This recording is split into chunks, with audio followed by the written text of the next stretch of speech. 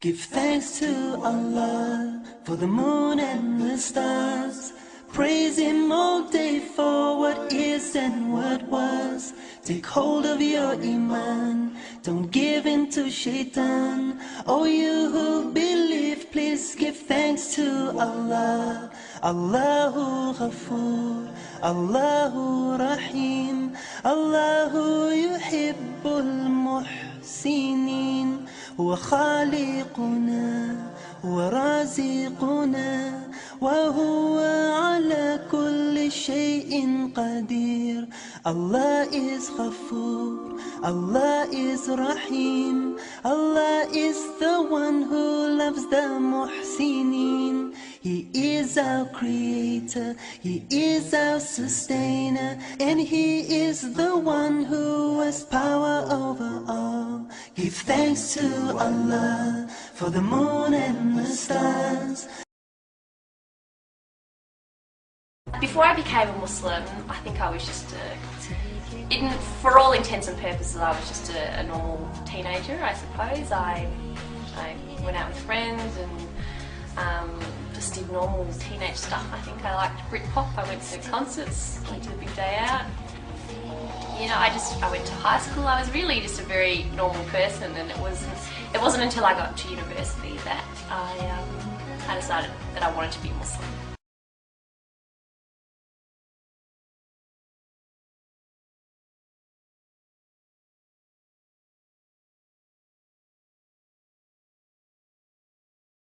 When I was about 17, I started to question why I believed what I believed.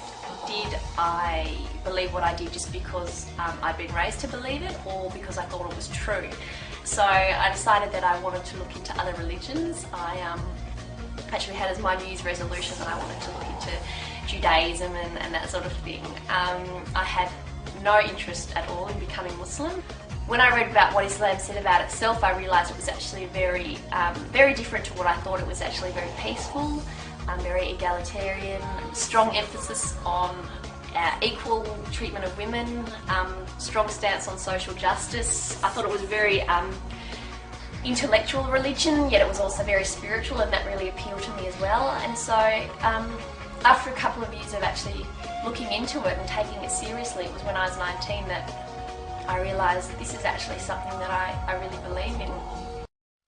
Give thanks to Allah for the moon and the stars. Praise Him all day for what is and what was. Take hold of your Iman, don't give in to Shaitan. Oh, you who believe, please give thanks to Allah. Daily life hasn't changed at all, and in other ways it's changed quite profoundly, I think. The main difference would probably be that I pray 5 times a day now. I perform the ritualistic prayer 5 times a day. So the first prayer is before sunrise, and then they're scattered out throughout the day. So that's changed. But I still feel, and obviously I wear the headscarf now, which I didn't do before I was Muslim. In other ways, I don't feel like I've changed a lot. I'm still the same person. I still crack the same stupid jokes, and I still like the same sort of things. And I've still got a lot of the same cool friends I had before, and some cool new friends that I've made since becoming Muslim, some of whom are Muslim and some aren't.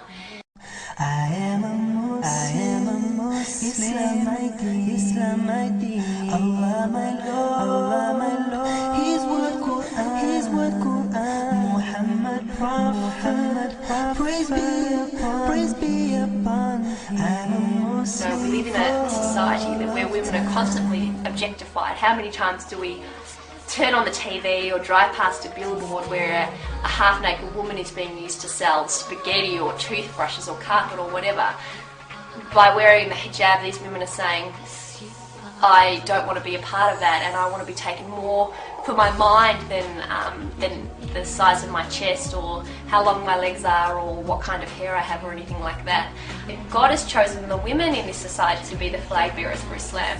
My husband has a beard, but people can't necessarily tell that he's Muslim, He just really sort of fits in with everybody else. But for me, as soon as someone sees me, they know that I'm Muslim, and so I'm like the flag bearer or the ambassador for Islam, and I find it really interesting that God chose women for that role and not for men. Allahu Ghafoor, Allahu Rahim, Allahu Yuhibbul Muhsinin. هو خالقنا هو رازقنا وهو على I كل think there شيء certainly are stereotypes قدير. of Muslims. You know, people will assume that I'm oppressed or that I don't speak English or that sort of thing, or assume that my husband is a terrorist or whatever. If there is a negative stereotype of Muslims out there, that a lot of that, the blame for that has to fall on the shoulders of Muslims. People aren't going to think the wrong things about us if Muslims aren't constantly doing the wrong thing or coming across negatively. Muslims also need to have open minds and participate in open, non-threatening dialogue and welcome non-Muslims into their mosques and talk to them about their religion.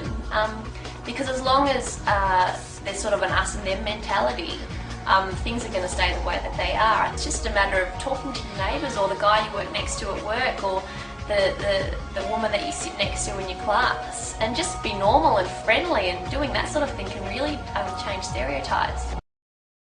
With him are the keys of the unseen, the treasures that none knoweth but he. He knoweth whatever there is on the earth and in the sea. Not a leaf doth fall but with his knowledge.